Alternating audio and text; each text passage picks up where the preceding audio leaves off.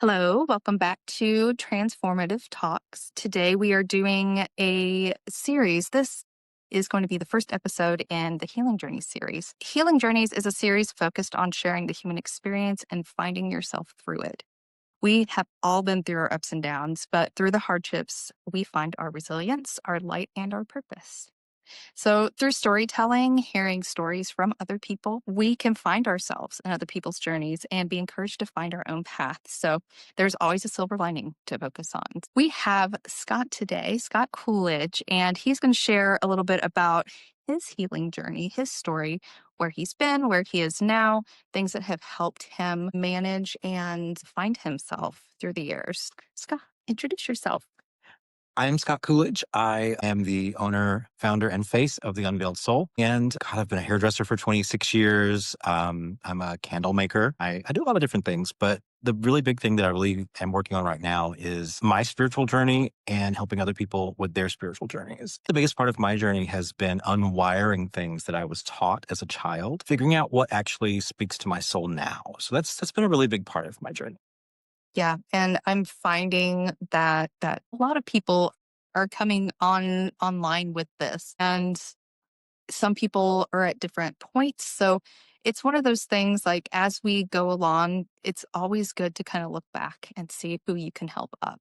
And it kind of sounds like that's where you're at. I know that's where I'm at. I'm definitely not at the end of my healing journey for sure. I Not at, have, yeah, not at all. yeah, we work through layers, right? But I know that the work that I've done, I know I'm at a place where there's certain people that I can help Yeah. pull up. So, But I think that's our responsibility, though. It's not to tell people what they're doing right or wrong, mm, but to just help them where they are.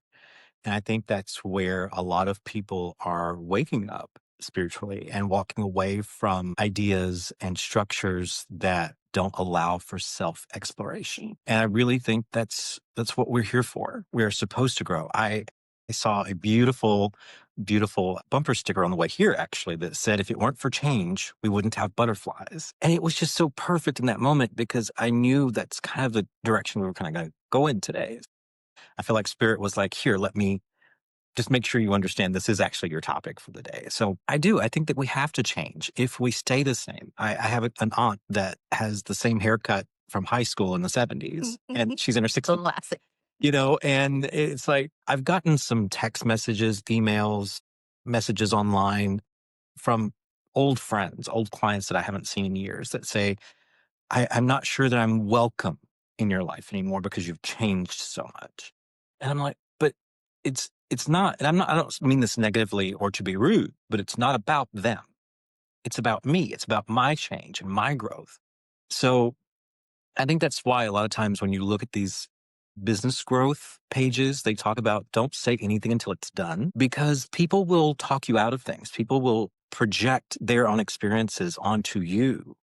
And that's not a good thing. We really have to be careful who we share our lives with because they don't always have our best interest in mind. And that's okay because that's who they are. That's their role in our life is just to kind of teach us how to really maintain who we are while still experiencing other people's energy, throughout the day. So I think it's really important that we're just really careful.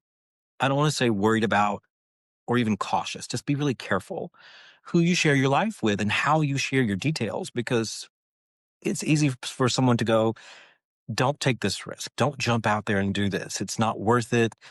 No, I've heard that a lot in my life. It's like, do the safe thing.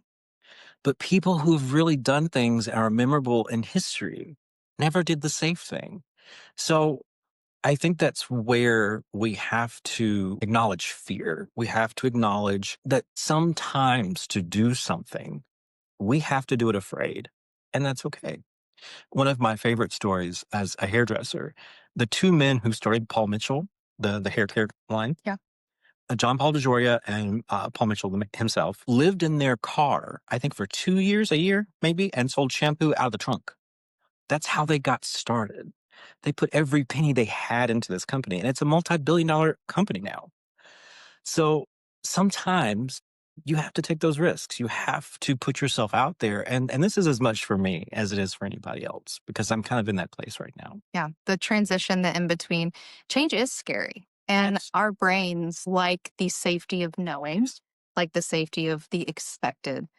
I'm actually in the middle of reading Body Keeps the Score right now. I don't know if you've read that yet I haven't. or if anyone out there has read that, but I'm kind of in the midst of like breaking down like the different parts of the brain and what activates when, you've had past trauma and things remind you of it. And, your brain just kind of goes off into this little tangent. But change, even if it's positive, even if it's in your best interest, is really difficult to get your brain on board with. So it's like you have to kind of do step by step, sometimes small changes, and sometimes you do have to take a leap of faith and like just show yourself by experience that this is a safe thing, this is an okay thing. As you were talking about the Paul Mitchell story, that kind of goes back to like hearing other people's stories, hearing their struggles can really like inspire you to go, oh, they went through that. So of course I can do it. I can get on the other side of this. So now I'm going to ask you about your story. Well, I was going to share too. This little item started with over a hundred or a thousand. I can't remember. Steve Jobs failed over 100 times in his garage before he produced the very first Apple or Mac computer. And this is what, 40 years later of It takes time. all of that. It Right. takes time. Martha Stewart started her first company in her 50s. I mean, so, it's never too late. I was just curious about where did you come from? What were your beginnings? What was the point where you were like, this isn't where I want to be? I want to do something different. Ooh, um, Loaded question. right. The easy answer is I grew up Pentecostal in Alabama in the 80s, and that was difficult. I am a very open and proud gay man. And so that there was a lot of conflict there, inner conflict. I was 15 or 16 when I realized who I was. And, I had already stepped away from the church at that point and went off to college and learned that I had the freedom to express myself and all these different things. Met my ex-partner that lived here in Indiana, and I moved here to Indiana to be with him. One little snippet is when I went to college and I was allowed to actually meet people and get to know people. The very first person I met was a Buddhist named Anita, and she was so fascinating. And my whole life, I've always, and I still do, I love listening to people talk about their beliefs because we're all different. We're all made differently. Our desires, what our hearts really feel are all different. And that's good. That's a good thing. The second person I met in college was a Wiccan. Then I met a Jewish person. Then I met this person. And then I just really enjoyed taking it all in, something outside of what I was taught. And I thought it was absolutely beautiful. I was given my first tarot deck in college. I was taught how to meditate, all these different things. But out of fear, I kind of went back to my Christian roots, but in a different way. I would say it was definitely a much more edited belief system, but it still didn't always feel like it filled every crack. Fast forward to about 4 years ago. Oh no, it's probably been almost five now.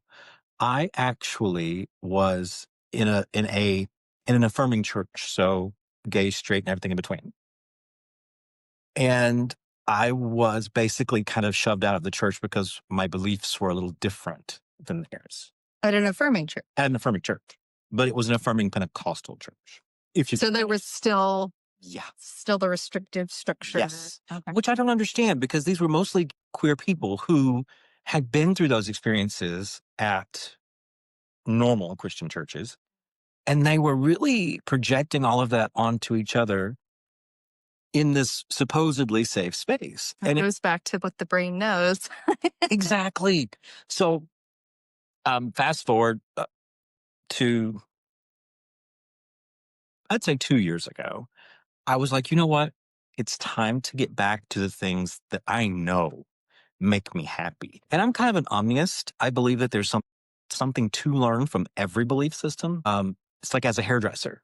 No one color line does everything that I need. I have like 4 different color lines in my cabinet at work right now because I can use each one for something different, right? And I think spirituality is the same thing. It really lends itself to being who you want to be. And someone's like, are you a witch? Are you this? Are you that? I follow many paths. I think Hinduism is beautiful. I think Buddhism is beautiful. There are some really beautiful belief systems out there that I think aren't restrictive. Do you follow what you want to follow and what makes you happy? And I think society has really taught us that we have to do it a certain way or it's wrong. And a case in point, I made a video on my channel yesterday about the fact that these Buddhist monks are walking from Texas to Washington, D.C. The day before yesterday, as they passed through part of Georgia, a Baptist church stood on the side of the road and protested them. They're walking for peace. So it's like, okay, where do we draw the line? Protesting peace. Why are we protesting peace? I don't understand. So for me, I'm in a place now. We have a mutual friend who taught me how to make some beautiful candles. So I make intention based candles. I have a peace candle, a healing candle, all these different things that allow intention. And I do that for myself. Especially if I've had a rough week, my other half and I were both sick over Christmas. So I spent a lot of time trying to meditate, lighting a candle, lighting some incense, and just breathing. And it's a really important part of my spiritual practice. But also, if I'm stressed out, it's a really great way to just release a lot of that. So that's part of what my story is. I want to encourage people to find ways to better channel those challenges and to use them as more of a growth serum, if that makes sense.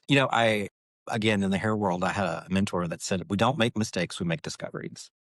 So if something bad happens, it's like, okay, what am I supposed to learn from this? Instead of going, oh my God, this is horrible, my life, da da da da. Really stop, take a deep breath. And that is hard for some of us to stop and take a deep breath and just say, okay, what am I learning from this? Where is this taking me? When you are afraid to be alone, when you are afraid to think on your own, when you are afraid to exist on your own, life is difficult.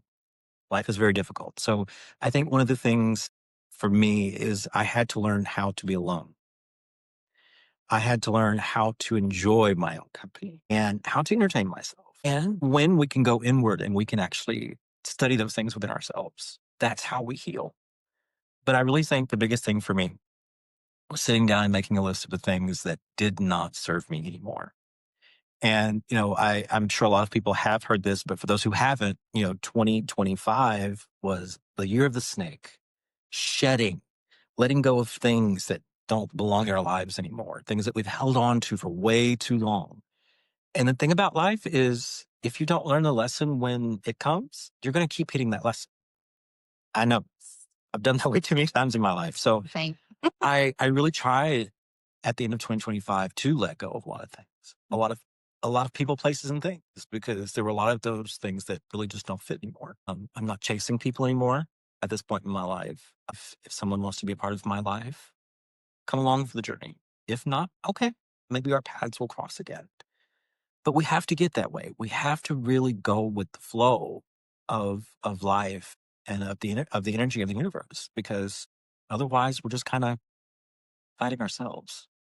Yeah. And that's where we get the restrictions and feeling like you're trying to fight upriver. Sometimes you have to surrender, let go, and go with the flow. But surrender is not obedience. Surrender is not obedience. Surrender simply means, okay, I'm going to go with this. I'm not going to Let get it upset flow. about it. I'm just going to let it flow. I'm going to feel the shifts. I'm going to feel the energy as it moves around and see where it takes me. That is surrender. Surrender is not obedience. Funny thing is, I heard that a month ago for the first time. I was listening to an intuitive on Instagram or TikTok, I don't remember, but she said, don't confuse the two, because that's where people get messed up, is they really think that the idea of surrendering is you're giving your power to something or someone else. And that's not the case. Surrendering is simply saying, okay, let's go. Let's do this. I'm along for the ride. Here's where I am in my life. Let's see where it takes me. That's surrender. And I think that we've allowed certain institutions of thought to tell us that surrender means that, to submit. Surrender is not submission. There you go. I like that. Yeah. Feels like an example of the opposite of surrender would be like, oh, well, I'm in a bad situation. Well, I guess I can't do anything about it. I just have to deal with it. Yeah. That's what that feels like to me. And I feel like we've all been in that place where we feel powerless based on our external circumstances. Surrendering definitely is like acknowledging the external circumstances as they are. I don't have control of everything outside of me, but I do have control of what's inside of me. And how I react. Yes. It's I really truly believe, and I think one of the things I have learned in 2025 is that the solution never comes from chaos. If I am up, running around, pacing in my apartment, trying to come up with a solution, that is not how the solution is going to come. If I can sit down, make myself a cup of tea, turn on some really soft music, or if I can just breathe for a minute, meditate, light a candle, whatever you need to do, that's when the solution comes. That's when you can hear those small, still voices or get those thoughts or that feeling of, because some people hear spirit literally, like audibly. Some people get ideas. Some people get feelings. Everybody feels spirit differently. And by spirit, it depends on how you believe. You can say God, universe, source. My friend Samantha says Gus, God, universe, source. I love it. Include all of it. That's another thing we need to work on is the fact that not everyone believes the same thing. It's really about surrendering in the moment and just letting go. That's when you can get into the flow of things, is to really just know that there is a solution and it will come. You just have to listen for it. And this may sound too simple, but it's like stopping to smell the roses. You have to stop every now and then. Yeah, and that's why actively working on yourself, actively healing, actively tackling those nervous system issues that we all have. We're all in fight or flight for most of the day because that's just how our culture and society has bred into us. Like, this is how you live, this is how you operate. Don't stop, whatever you do, until you're retired. And then, You're too tired to do anything. then you're too tired to do anything.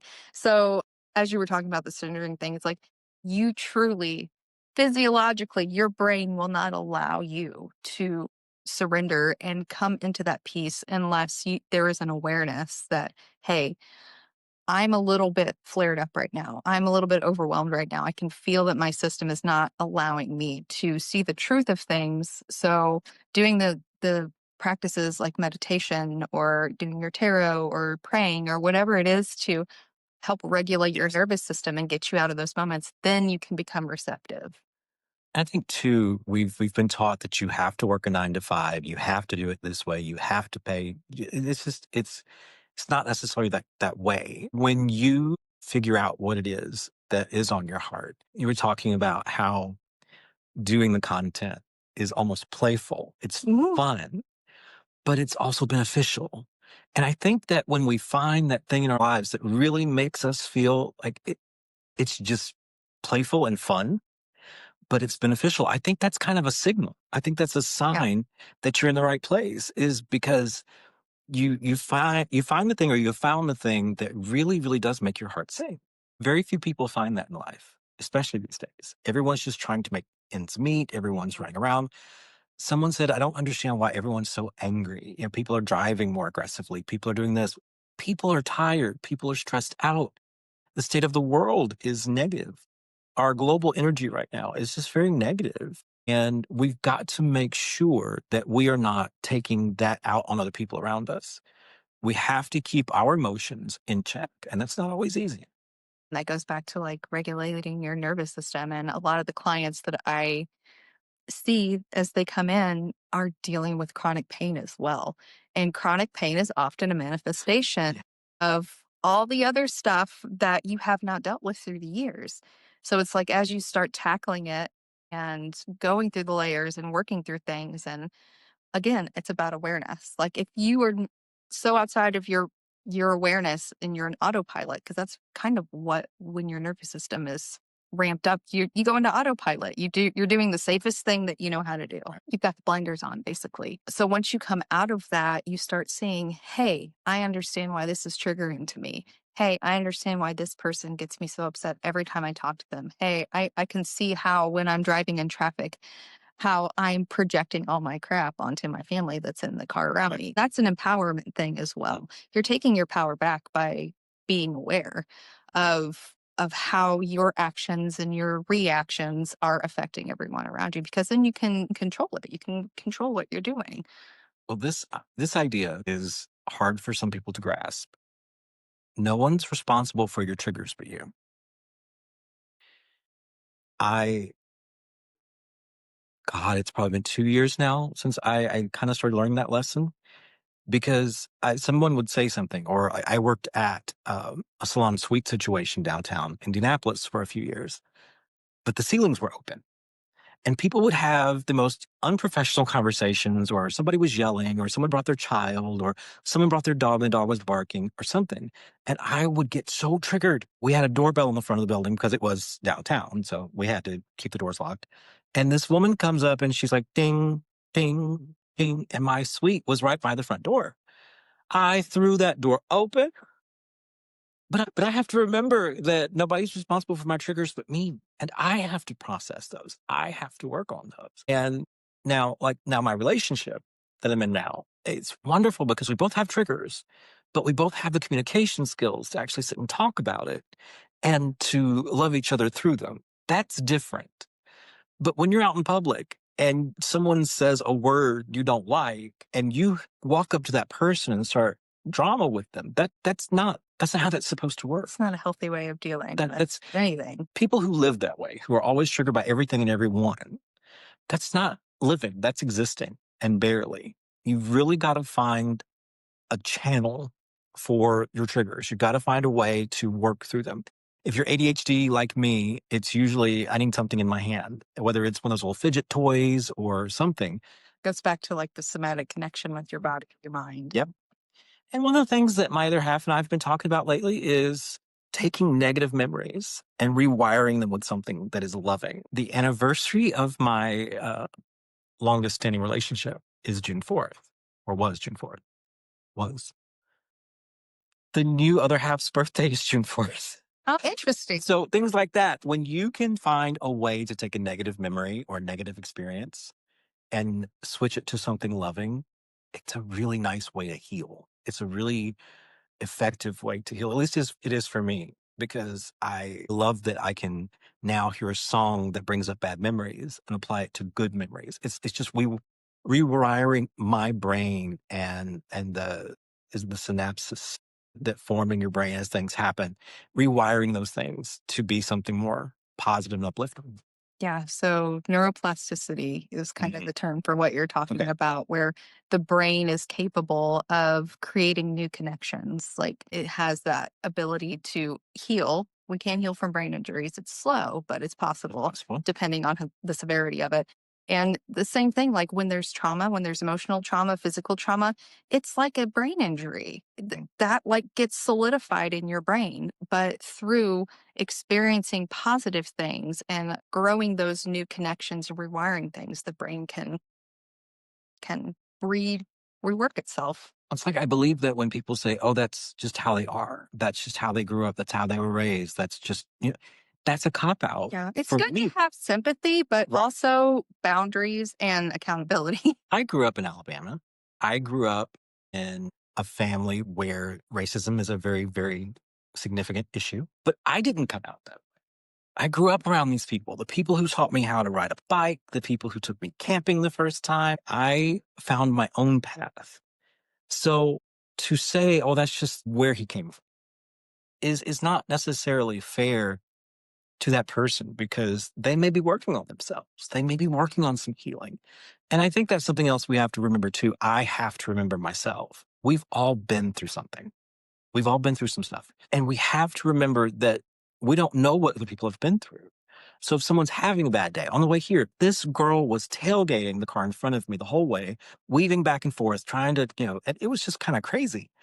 And I saw her as I was pulling into the drive that comes around this property. She drove right in front of me by maybe about 50 feet and didn't stop at the stop sign, just woof, Oh, wow. straight across in front of me. And I'm like, wow, she's having a rough day. But I don't know what she's been through. I don't know what she's going through right now. We just really have to give ourselves some grace, but we have to be able to give other people around us some grace. That doesn't mean that we have to do so without boundaries. Giving someone grace does not give them full access to your life. Yeah. So I am also in the midst of reading another book called Rising Strong by Brene Brown. Mm, Have you read that love her. one? No, but I love her. So one of the things she was talking about, like in the research that she was doing for this book, was one of the questions: do you believe that everyone is doing the best that they can? And kind of reframing how you interact with people. And, if someone's doing something that triggers you and you ask yourself that question, do you believe this person's doing the best they can? What if they are doing the best that they can? How does that affect your reaction to what they're doing? Can you detach from that trigger that you're having around what they're doing just by reframing that a little bit? And as you were talking about the girl driving, you acknowledge that like maybe this person just is having a hard time right now. Again, boundaries and accountability, it doesn't give an excuse for bad behavior, but if you can allow yourself to give people grace and understanding that they're doing the best they can with what they have, and that takes your energy out of it and your reactions out of it. And that's ultimately draining when you're constantly reacting, constantly reacting, constantly reacting to things that are outside of your control. I like that you brought that up because it made me think of that quote from that book. Well, I mean, it is interesting. Something I've noticed recently, and I stopped to get a bite to eat on the way here, and I'm seeing more and more older people working in drive-throughs because of the state of the world right now. Was at one of those fast food chains that brings your food out to your car. Mhm. This man had to have been 85. Oh, wow. Had to have been. And it was snowing. And this is who was walking food out to the cars.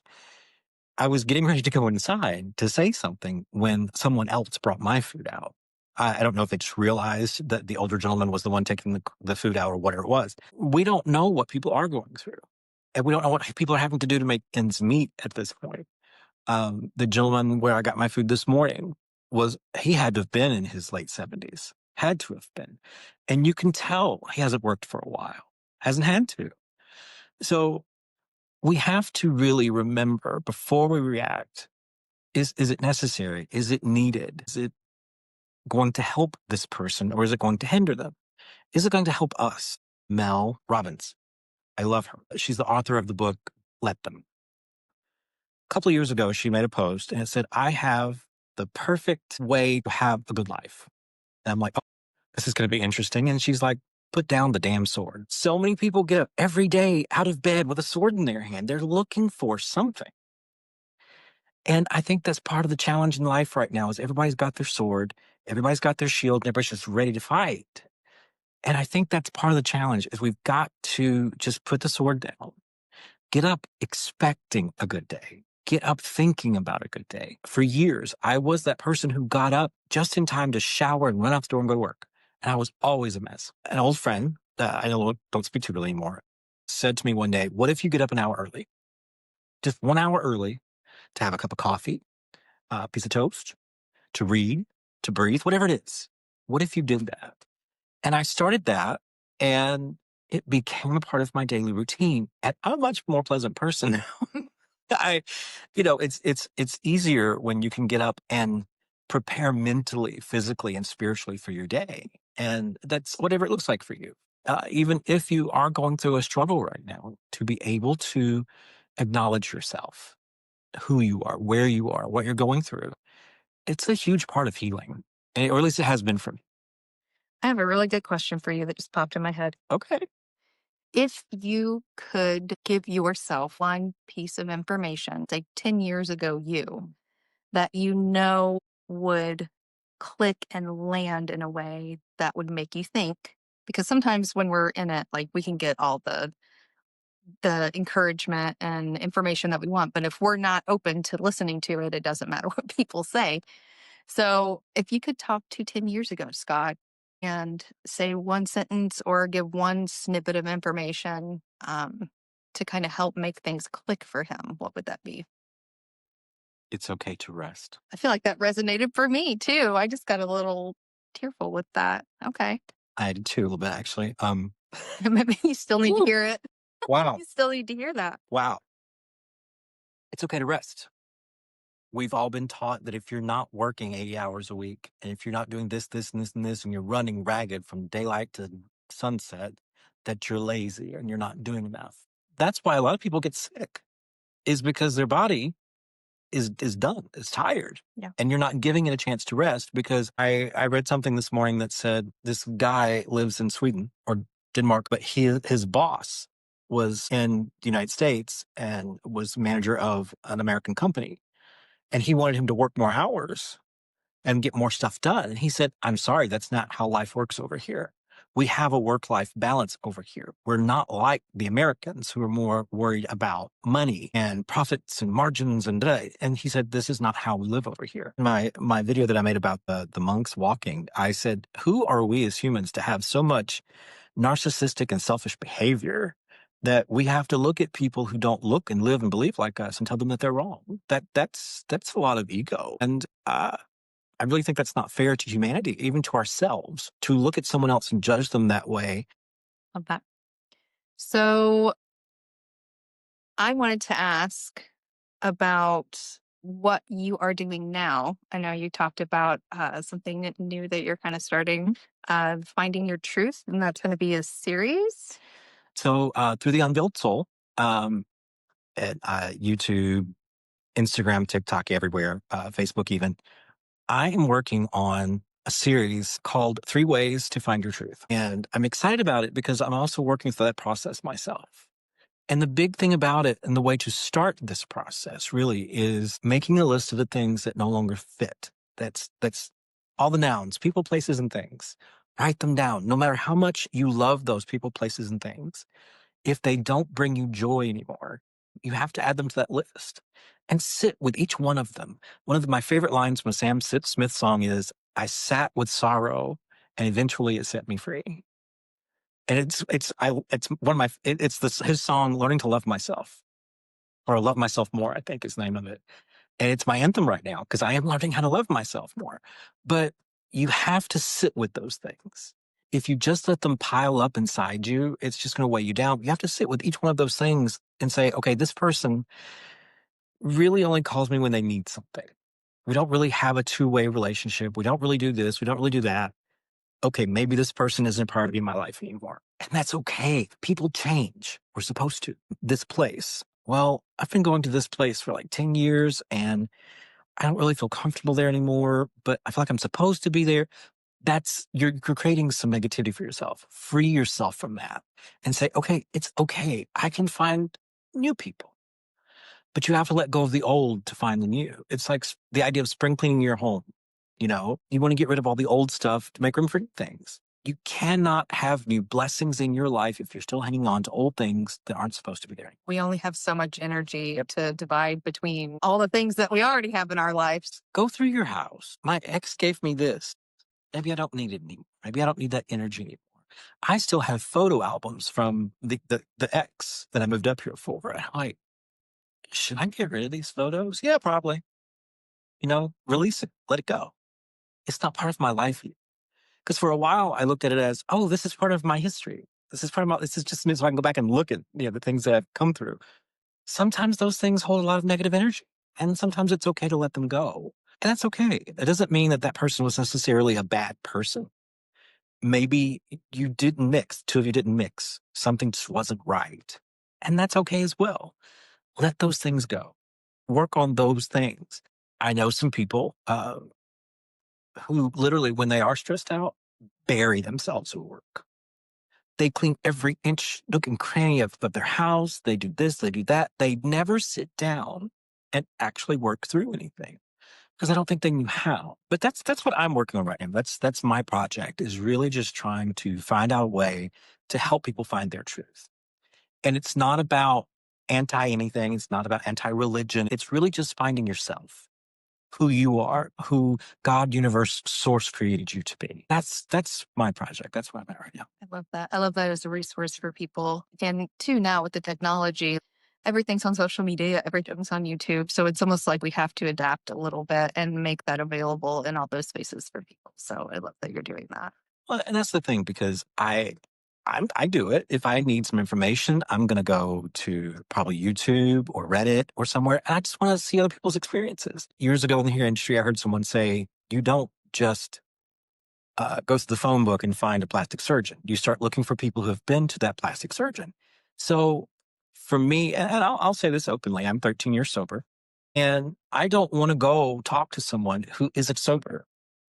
I want to talk to someone who is, who has been through what I've been through, to share experiences with. And I think humanity really does kind of connect much better that way. Instead of saying, well, I have this degree in this, so I've written this book and you should listen to me. People like Brene Brown have been through the things that she writes about. I mentioned Mel Robbins earlier. Listen to her story and where she's been, what she and her husband were broke.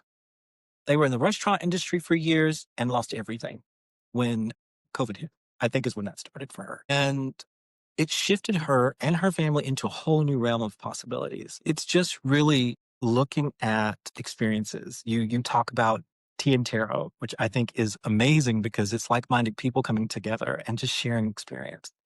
And I think that we need more of that in life. And it's not sharing the experiences that our parents taught us to go share. It's finding those things that make us feel safe, seen, heard, and that we can do the same for other people. That's another aspect of the Body Keeps the Score book that I'm reading is that Read this book. no, it's really good. Part of healing is being seen and feeling heard and feeling like there's connection there and not feeling isolated. The thing that I'm excited about doing with this is I feel like so many podcasters or people that do stuff like this, they want to get, big professionals or the people that everybody knows or celebrities or things like that. And it's like, how relatable is that? What percentage of people are actually at that level? And how many people that you haven't connected with that are on this similar journey as you have valuable things to share, have valuable knowledge, have the ability to either help you up or you have the ability to help them up. So Or we help each other out. we help, yeah, it's a back and forth. Yep. So finding value in your story as a person, just as an individual, everyone has their own story. Everyone has their own individual experience. Okay, everyone has one. Pretty much at this point in life, everybody's got one. What would it look like? This came to my mind while you were saying that. I know I saw your face. What would it look like? Honey, the wheels are turning. What would it look like if you could actually set up your phone? You can go to Dollar Tree and get you a little phone stand, really easy phone stand, and talk about your story. Tell yourself your story. Like Well, that. would that be therapeutic for you? And it can be triggering. Trust me, I've done it. When I was doing hair shows and doing stage work, I would practice in my mirror and I would teach to myself. It's the same idea. Share your story with yourself and see if you really see how that connects with you. It's a possibility. Now that could be some really triggering for some people. So, if it's not for you, don't do it. I pulled some cards yesterday on my channel, and one of the main things was really using your imagination, following your imagination. The things that come through your imagination could possibly be something that's in your heart that is meant for you to actually do. So use your imagination, talk to yourself, and just say, you know, I went through and start talking about it in the mirror, in a camera, whatever you want to do, but work through it. Work through it. Counseling. Oh my God, counseling is amazing. And just having someone to talk to that is completely removed from your situation, but free yourself, whatever that looks like, free yourself in a healthy, safe way, but free yourself. Another thing that you do on your different channels is you do collective readings with your tarot. So he brought his tarot deck today. So I was just wondering if maybe you could pull a few cards and I'd love to. what is the message for the collective or the collective that's watching this? Oh man. All right. What does this collective need to know for this reporting today? Do we need to know something? What's going on? We always need to know something. These are some of the same cards I pulled last night. Those are all amazing cards. Man. Okay, I'll go ahead and just share this with you because this is very similar. This card actually came up in my reading last night. Ace of Cups, which is man, relationships, intuition, spirituality, new feelings, new opportunities. Letting go of emotional baggage. That is what we need to be focusing on. I had said, I'm not going to be in a relationship. I'm done with relationships. And when I said it, that's when my current boyfriend came along. And we've been seeing each other for probably 5 months now. I made it official October 4th. I've done so much healing with this human in my life. So don't give up. If it's not time yet, don't give up because that person that will love you. And this could be a friendship. I'm feeling like this could be a friendship, a partnership. It could be a marriage. It could be many things. But keep an eye out, but stay calm. If you are too wrapped up in every crazy thing in life, you're going to miss out on it. Six of Swords, moving on, move on, let it go, heal somehow, go get counseling, whatever that looks like. And I'll go ahead and tell you now, a lot of times, because this has happened to me a lot throughout life, and I learned lessons the hard way. God, universe, source is going to push you out of your comfort zone soon, very quickly, to try to get you to see the new path. That's coming quickly. So stay tuned to that. Knight of Wands, man. Be careful not to be too impulsive. Make sure you know where you're headed before you jump. Now, a leap of faith is one thing, but sometimes we just run off into things without really knowing what we're running into. But if there is a project in front of you, if there's something that really is sitting on your heart, and you really, really have an idea, go for it. Don't run headlong into something that you have no clue about. But if you have an idea, like I literally had a completely separate network a few years ago. It was called Let's Get Social. I had a full YouTube channel. I had interviews. I had I had TikTok, Instagram, all the things. And it didn't do well. This is my second time around. I'm having a blast. So maybe something needs to be resurrected, something that didn't work the first time that you learned more about. Maybe it's time to try that again. Yeah, I know that resonates for me hardcore. So, yeah, if I could break that down collectively, the world kind of moving in a different direction, we're realizing where we're not emotionally fulfilled. We're realizing where things aren't aligning with us and aren't giving us that sense of contentment, that sense of love, that sense of joy. And we realize we need to move away from the things that are draining us. And so we can get ourselves in a position where we're ready to move into something different. If you walk outside your front door and there is a wasp nest that has appeared up in the corner of your porch, you don't just keep walking past it hoping you don't get stung. You have to do something to protect yourself. So if there's a threatening situation, something uncomfortable that's not good for you, it's okay to get away from it. It's okay to protect yourself from it. You don't have to throw yourself into something in life just because it's a family member, a friend. A lot of people, not all, but a lot of people tend to bring their drama on themselves. Let them. Mel said, let them. Just let them, because that's not necessarily your problem. And especially for those of us who are the fix-it personalities who want to take care of people, it's not always beneficial for us. And it's okay to say no. It's okay to draw a boundary. Boundaries are actually healthy. And the people who are going to get the most upset by your boundaries, who are the ones who benefited the most from you not having any. Yeah. Please keep that in mind.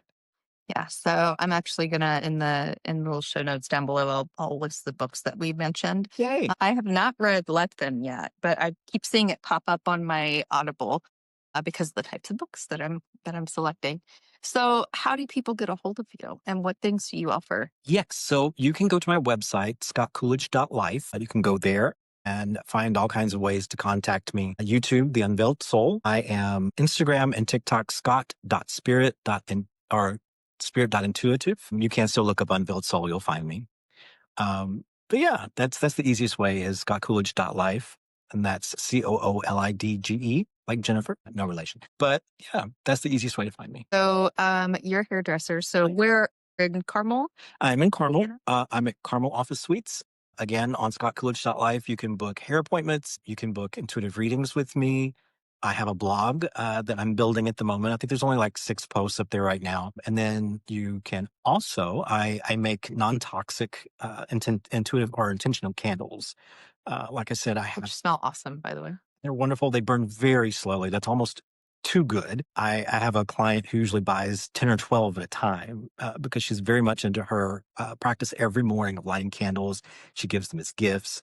But they are non-toxic. I use a coconut olive oil wax. And they're beautiful. They're absolutely wonderful. And you can ship anywhere in the US? I can ship anywhere in the United States. You can go onto the site. You'll click a button and it'll take you to my Square site. Purchase your candles. I do have a room spray up there right now that actually works with the peace candle. And I can ship anywhere you want. If you are in like Northside, Indianapolis area, you can always swing by my salon and pick it up if you want to. Otherwise, I can just drop it in the mail to you. Okay. And your intuitive readings you do virtually? I do virtually. Absolutely. I can do just about anything. You want to meet at a coffee shop and pull some cards. He's flexible. I'm flexible. But yeah, I love doing those things for people. I love helping people find some center. And remember, please remember, this is not set in stone. This is not a way to lead your life. It is a way to figure out where you are. It's the energy of Um, this very moment. So, don't be like, life sucks. I need to figure out what I got to do. And just don't live your life by oracle cards, tarot cards, those types of things, but use it as a tool. Yeah. It's an empowerment tool. It's an empowerment tool. It's really all it is. Yeah. Well, thank you so much Thank you for for chatting and sharing your story and laying down some awesome little tidbits of encouragement, inspiration. Yeah, so hopefully you join us for the next one. I'm in the process of building content right now. I've got people scheduled out on my list, so I'm super excited. And again, this is the first episode in the Healing Journeys series. So hope to see you again for the next Transformative Talks.